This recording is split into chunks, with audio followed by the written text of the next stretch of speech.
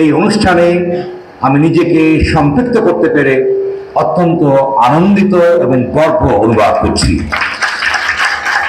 সম্মানিত সুধীবৃন্দ, ভোটারবৃন্দ, আসলে I am not a politician or businessman. আমার একটি ফ্যাক্টরি আছে, আমার কিছু ছেলেপেলে চালায়। আমি বেসিক্যালি আমি গণমাধ্যমে কাজ করি, বিদেশে করেছি, দেশে করছি, বিভিন্ন বিশ্ববিদ্যালয়ে পড়াই এবং আমার কার্য পরিধি ভিন্ন।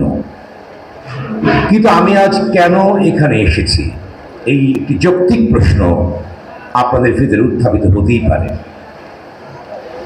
আমি গণতান্ত্রিক প্রক্রিয়ায় অত্যন্ত আস্থাভাজন একজন মানুষ, কিন্তু যদিও কোনোদিন আমি জাতীয় নির্বাচনে ভোট প্রদান করিনি। রাত্রেবেলা টক শোতে ভোটের কথা বলি, কিন্তু আমি নিজে যাই না, অন্য কোনো প্রাণীতে করি। আমি কেন কথা বলছি? আমি একটি স্পোর্টসের প্রতি আমার একটু অনেক খেয়াল আছে। আমি বাংলাদেশ অলিম্পিক অ্যাসোসিয়েশনের কাউন্সিলর ছিলাম এবং পদাধিকার বলে সব সময় সেনাপ্রধান তার প্রেসিডেন্ট থাকেন। বর্তমান যিনি সেনাপ্রধান তিনি এখন তো প্রেসিডেন্ট, যিনি চলে গেলে আরেকজন হবেন। এবং এখানে আপনি জানেন যে বাংলাদেশ ফেন্সিং ফেডারেশনের আমি সাধারণ সম্পাদক ছিলাম, নির্বাচিত হয়েছিলাম। এবং এটা গ্লোবাল একটি প্রতিষ্ঠান, অলিম্পিকের একটি গেম। এবং এই প্রতিষ্ঠানের যিনি সভাপতি ছিলেন একজন অবসরপ্রাপ্ত লেফটেন্যান্ট জেনারেল, তার নাম উচ্চারণ করছিলাম, এবং সেক্রেটারি ছিলেন পদস্থ সামরিক কর্মকর্তা। 2007 সালে এটির নতুন ইনিগ্রেশন হওয়ার পরে গ্লোবালি তো হয়টি, এবং 19 সাল পর্যন্ত 20 সাল পর্যন্ত এই প্রতিষ্ঠানের কোনো নির্বাচন অনুষ্ঠিত হয়নি। এটি অ্যাসোসিয়েশন ছিল, সারা পৃথিবীতেই তারা খেলেছে, প্রেফারেন্স ফেডারেশনের লোকজন গিয়েছে। এবং আমি যখন অফার করা হলো তার জেনারেল সেক্রেটারি হওয়ার জন্য, অ্যাসোসিয়েশন ছিল, তখন আমি বললাম যে যেখানে 14 বছর নির্বাচন হয়নি, আমি আবার অর্থাৎ এটি কি সার্কুলেশনটা সরকারের পক্ষ থেকে হয়, মন্ত্রণালয় থেকেই হয়। আমি বললাম যে একটি শর্ত হতে পারি, নির্বাচন হতে হবে। নির্বাচনের ভেতর দিয়ে যে কমিটি, যে প্রেসিডেন্ট যারা নির্বাচিত হন, তারা নৈতিকভাবে শক্তিমান হয়ে থাকেন, বলিয়ান হয়ে থাকেন, এবং তারা দায়বদ্ধতা নিরিখে তারা অত্যন্ত শক্তিশালী হয়ে থাকেন। তখন বললো ঠিক আছে, আপনার শর্ত মেনে নিলাম। একটি বছর পর আমি নির্বাচন ছাড়া আমি এক মুহূর্তের জন্যই আমি এখানে থাকবো না। আমাদের টিম বিভিন্ন পৃথিবীর বিভিন্ন জায়গায় যাচ্ছে, থাকতে পারবো না। কারণ নির্বাচন ছাড়া আপনি একটা সেক্রেটারি, প্রেসিডেন্ট, আপনার ভিতরে দুর্বলতা কাজ করবে। আপনার ভিতরে একটি কর্তৃত্ববাদী, টোটালিটারিয়ান একটি মানসিকতা কাজ করবে। সেখানে থাকার কোনো যৌক্তিকতা নেই।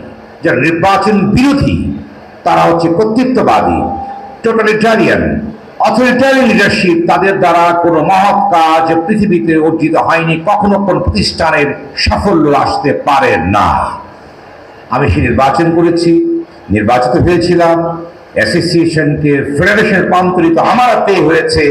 এবং সাফল্যের সঙ্গে যে কোটি কোটি টাকা ওখানে আসতো বিভিন্ন গ্লোবাল ফান্ডিং, আমি বুঝিয়ে দিয়ে এসেছি একটা নট এ সিঙ্গেল পেনি সেখানে কোনো কিছু হয়নি। মন্ত্রণালয় খুশি হয়ে সেখানে মানে কয়েক কোটি টাকা অনুদান দিয়েছে, যদি আমি সরে গিয়েছি ওখান থেকে, পরবর্তী পর্যায়ে অন্য ব্যাপার। এই কারণেই বললাম যে যারা নির্বাচনের বিরোধিতা করতে চায়, যারা নির্বাচনের বিরুদ্ধে ষড়যন্ত্র করতে চায়, যারা নির্বাচিত প্রতিনিধি ছাড়া একটি প্রতিষ্ঠানকে পরিচালনা করতে চায়, তারা আসলে সেই প্রতিষ্ঠানের কল্যাণ কামনা করে না। প্রতিষ্ঠানের যে স্বচ্ছতা, যে ট্রান্সপারেন্সি, তার দিকে তারা কখনোই এগোতে পারে না। তারা একটি দুর্বল চিত্তের মানুষ থাকে, সেই কমিটি কখনোই গ্রহণযোগ্য হতে পারে না। তো আমি আপনাদের সকলের বক্তব্য যেগুলো শুনলাম, তার ভিতরে অনুভব করলাম যে নির্বাচন নিয়ে এক ধরনের আপনার টানাপোড়েন ছিল, ডিলেমার ভিতরে মনে হয় ছিল, যেটাকে সেলিম সরোয়ারের প্যানেল এবং আপনারা যারা নির্বাচন কেন্দ্রিক মানুষ, জবাবদিহিতার আওতায় আসতে চান, তাদের ভিতর দিয়ে সেই অন্ধকারটা কেটে গিয়েছে, এবং যার ফলে একদিন পরেই নির্বাচন অনুষ্ঠিত হতে যাচ্ছে। এখন প্রশ্ন উঠতে পারে যে যারা এই প্রচণ্ড পরিশ্রম করে, আপাদমস্তক পরিশ্রম করে যারা নির্বাচনের ব্যবস্থা করলেন, নির্বাচন ছাড়া যারা এক মুহূর্তে যারা ক্ষমতায় থাকতে চান না, যারা সংগঠনকে পরিচালনা করতে চান না, তারা কে, কারা? তারাই হচ্ছে নিরপেক্ষ ফোরাম, যার নেতৃত্বে রয়েছে সেলিম সারোয়ার, যে নির্বাচন ছাড়া মাঝে মাঝে আমাকে টেলিফোন করেছে যে নির্বাচন তো অনুষ্ঠিত হতেই হবে। সুতরাং আমি মাঝে মধ্যে জেনেছি, আমার সাথে যোগাযোগ হয়েছে, আমি বলছি নিশ্চয়ই হবে, কিন্তু বলেছি যে বাধা আছে। আমি বলেছি তোমাকে বাধা অতিক্রম করতে হবে। আকাশ ভরা সূর্য তারা, বিশ্ব ভরা প্রাণ, অর্থাৎ সূর্য আছে আর তারা আছে, আপনারা সেই তারকা, প্রাণ আপনারা, আপনারাই সেটি করবেন। আজকে সফল হয়েছেন, অর্থাৎ সেই দিকে গুটি গুটি পা দিয়ে আপনারা এগিয়ে যাচ্ছেন সেই দিকেই। এখন প্রশ্নটি হচ্ছেন, নির্বাচনতে গেল, আপনারা কাকে নির্বাচিত করবেন? আমি বলছি না সেলিম সারোয়ারকে আপনি নির্বাচিত করবেন, কিন্তু যোগ্য নেতৃত্বের বৈশিষ্ট্যটা কি? যোগ্য নেতৃত্বের বৈশিষ্ট্য হচ্ছে সৎ, প্রজ্ঞাবান এবং যার ইন্টিগ্রিটি আছে, পার্সোনালিটি, যিনি এম্পাওয়ার্ড হন অন্যকে, অর্থাৎ তিনি সভাপতি হয়ে বসে থাকবেন না, ক্ষমতাকে কক্ষিগত করবেন না, যিনি এম্পাওয়ার্ড করেন অন্যকে, অর্থাৎ যিনি সভাপতি হবেন তিনি অন্যকেও ক্ষমতাসীন করবেন। সেটি হচ্ছে প্রকৃত ডেমোক্রেটিক কালচার এবং নেতৃত্ব, যার গুণাবলী আমি সেলিমের ভিতরে দেখতে পারি। আমার যে অবজারভেশন, আমার যে পারসেপশন, আমার যে রিডিং, তাতে মনে হয় যে অসাধারণ, অর্থাৎ তিনি কিসের প্রতীক? সততার প্রতীক সেলিম সারোয়ার, ইন্টিগ্রিটির প্রতীক সেলিম সারোয়ার, অ্যাকাউন্টেবিলিটি অর্থাৎ জবাবদিহিতার প্রতীক সেলিম সারোয়ার, এবং অর্থাৎ ভালোবাসার প্রতি অন্যকে অনুভব করার যে মানসিকতা, সেই প্রতীক হচ্ছে Selim Sarwar, which is a very very rare character, rare leadership in present situation. আমরা অনেক জায়গায় লোক করেছি, কিন্তু এই ধরনের ব্যক্তি আমি খুব কমই দেখেছি। আমি মনে করি বাংলাদেশের পরতে পরতে প্রতিটি স্তরে, শুধু মিটিং থেকে ছোট্ট অর্গানাইজেশন, প্রতিটি স্তরে আমরা যদি লিডারশিপ, আমাদের নেতাকে যদি নির্বাচনের ক্ষেত্রে সঠিক সিদ্ধান্ত না নিই, তাহলে আমাদের সমাজ, আমাদের প্রতিষ্ঠান, আমাদের দেশ, আমাদের রাষ্ট্র বিপন্ন হয়। আমরা বিভিন্ন সময়কে দেখেছি। সুতরাং আপনারা সকলে একজন তারকা। আমি আগেই বলেছি, আকাশ ভরা সূর্য তারা, বিশ্ব ভরা প্রাণ, আপনারা হচ্ছে যে তারকা। আপনারা বুদ্ধিদীপ্ত মানুষ, বুদ্ধিজীবী শ্রেণী মানুষ, কারণ যারা ব্যবসা করে টিকে থাকে তারা বুদ্ধিজীবী, তাদের মেধা প্রয়োগ করতে হয়, কারণ তারা ব্যবসা করে টিকে থাকে, মানুষকে পরিচালনা করে, তারা কন্ট্রিবিউট করে ধরে ন্যাশনাল ইকোনমি। সুতরাং আপনি জানি যে আপনাদের সিদ্ধান্ত ভুল হওয়ার কোনো সুযোগ নেই। যদি ভুল করেন সিদ্ধান্ত নিতে, তার আপনারাই সেই বিষয়টিকে সাফার করবেন। আমার মনে হয় যে সেলিম সারোয়ার যে প্যানেলটা আছে, কাজ করবার জন্য প্যানেলের প্রত্যেকটি মেম্বারকে যদি আপনারা নির্বাচিত করুন, তাহলে প্যানেলটি, কমিটিটি শক্তিশালী হবে। যে কোনো সিদ্ধান্ত নেওয়ার ক্ষেত্রে তারা অ্যানোনিমাস, অর্থাৎ কনসেন্ট পাবে। সিদ্ধান্ত নেওয়ার ক্ষেত্রে তারা অনেক সাবলীল থাকবে, শক্তিশালী থাকবেন। একটি দিক। অন্যটি দিক বলছি যে নির্বাচনে কিন্তু আমাদের ভিতরে যে সংস্কৃতির সৃষ্টি হয়েছে, নির্বাচনকে কেন্দ্র করে গ্রুপিং, নির্বাচনকে কেন্দ্র করে সহিংসতা, নির্বাচনকে কেন্দ্র করে নানা রকম ষড়যন্ত্র, এই জিনিসটিকে পরিহার করবেন আপনারা। সেলিম সারোয়ারের ভিতরে আমি সেই জিনিস লক্ষ্য করেছি যে কখনোই তার কাছে তার যে প্রতিপক্ষ, নির্বাচনের প্রতিপক্ষ, কখনোই তাদের সম্পর্কে কোনো কিছু বলেনি আমাকে।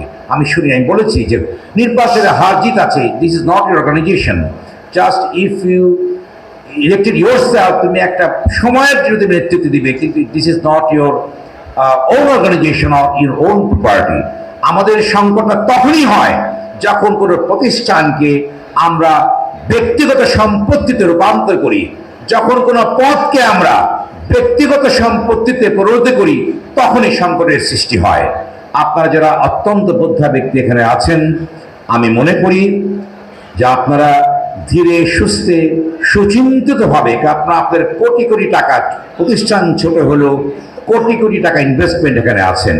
সুতরাং এমন নেতৃত্ব আপনারা সৃষ্টি করবার চেষ্টা করবেন যে আপনাদের পাশে গিয়ে দাঁড়ায়, যে আপনাদের সহযোগিতা করে, যে আপনাদের সহমর্মিতা দেখায়।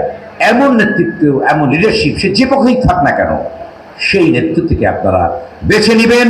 এবং আমি মনে করি বর্তমান মুহূর্তে সেই গুণাবলী, অর্থাৎ একটা ইংরেজিতে কথা আছে, a leader is on who knows the way, যে পথ জানে, হু শোজ দ্য ওয়ে, যিনি পথ দেখান, ও গোজ দ্য ওয়ে, যে সেই পথে সকলকে নিয়ে যেতে পারে, সে হচ্ছে প্রকৃত নেতা।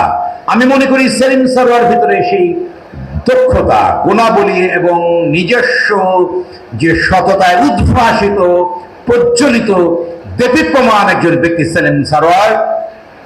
আশা করি তার একদিন পরে নির্বাচন, নিরপেক্ষ ফোরাম, আপনারা তার পূর্ণ প্যানেলকে নির্বাচিত করেন ভোটের ভিতর দিয়ে, এবং আমি আশা করি যে এরপরে যে বিজয়ানন্দ হবে সেখানে আমরা আসবো। আমি আর একটা দিন অনুরোধ করবো আপনাদের ভিতরে, নির্বাচনকে কেন্দ্র করে হিংসা, বিদ্বেষ, ঘৃণা, ষড়যন্ত্র, সহিংসতা যে সংস্কৃতির জন্য আজকে বাংলাদেশে কত ক্ষতি হয়েছে, সেদিকে আপনারা যাবেন না। যোগ্য নেতৃত্বের অর্থাৎ প্রতিষ্ঠা করবেন, ব্যবসা করবেন এবং সকলের সাথে সদ্ভাব, সুন্দর সম্পর্কের ভিতর দিয়ে আগামী নেতৃত্বের জন্য একটি ক্ষেত্র আপনারা প্রস্তুত করবেন, আগামী প্রজন্মের জন্য একটি ক্ষেত্র প্রস্তুত করবেন। এই বলে আমি আবারও বলছি, নিরপেক্ষ ফোরাম সেলিম সারোয়ারের ফোরাম, সেলিম সারোয়ারকে নির্বাচিত করার ভেতর দিয়ে আপনারা নিরপেক্ষ ফোরামকে বিজয়ী জয়যুক্ত করুন। এই অর্থাৎ এই নিবেদন আমি আপনাদের কাছে করছি। আশা করি আমার কথাটা বুঝতে পেরেছেন। আপনাদের সকলকে ধন্যবাদ, প্রাণ ঢালা অভিনন্দন, ধন্যবাদ জানিয়ে শেষ করছি।